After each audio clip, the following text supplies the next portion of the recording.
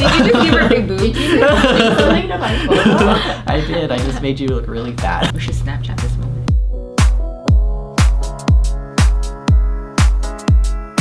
Hi Chictopians! Today we have Chris here with us. Hi.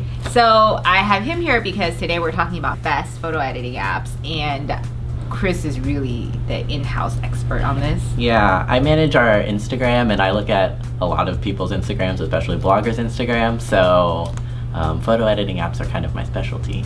Yes, so I figured that he can teach me and you, and we can go through this process together so we can take a photo and make it better. And why do we need photo editing apps?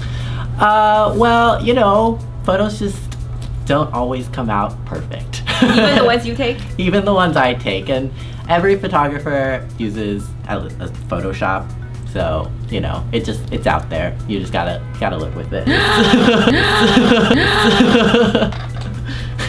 Okay, so photo editing apps. The first app we're gonna talk about is VSCO, and they actually started by making filters for Lightroom, which is a photo editing app for the computer, and they sell them for like $100 a package, and it's like 20 filters for $100. And they're meant to make your images look like film images. And so VSCO Cam is their iPhone app, and it's probably the most popular app with bloggers, and you know, general use. Everyone I know uses VSCO Cam basically because their filters are just so awesome, and there are so many of them. My favorite filters are A6, which tends to desaturate images, or S2, which tends to brighten images.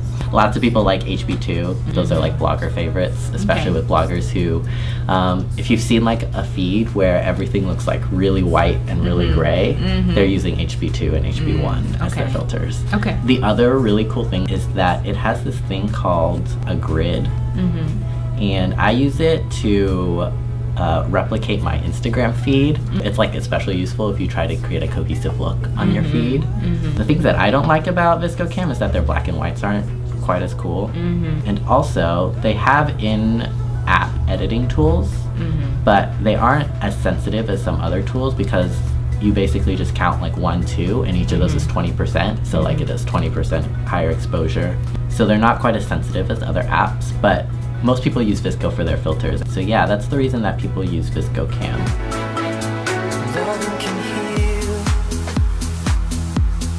Okay, so our next app is Afterlight. It's basically like the king of apps because it's been at the top of the iTunes app chart forever. Oh wow. It's 99 cents now. I think I originally bought it for like $3 or something, so I'm really mad about that. Everyone likes it because it has a lot of features in it, and like VSCO, or unlike VSCO, its features are a lot more sensitive. In using like the exposure or the brightness, like you can do like, if you just want 7 amount in brightness instead of 20% like VSCO, you can do that, and it's a lot more sensitive, which is really nice. Kind of like Photoshop. It also has that slider. Yeah. It's like Photoshop in that it's a little more powerful. When would you use Afterlight and when would you use VSCO? So usually I use VSCO first as like a filter. I determine which filter I want to use, and then I export it and put it into Afterlight in order to use like the brightness sliders. I see. So the Afterlight you can fine tune a little bit more. Yeah, and then exactly. VSCO gets you there in like a tiered scale. Exactly. And our last app is actually a pretty brand new app. It came out I think 2 months ago. It is called Enlight, and I've only just started using it, but it's probably like my new favorite app. Ooh. It's a little expensive. It's $5 for an app, but it basically can do everything. So I might not ever use another app again. That's a big claim. Yeah.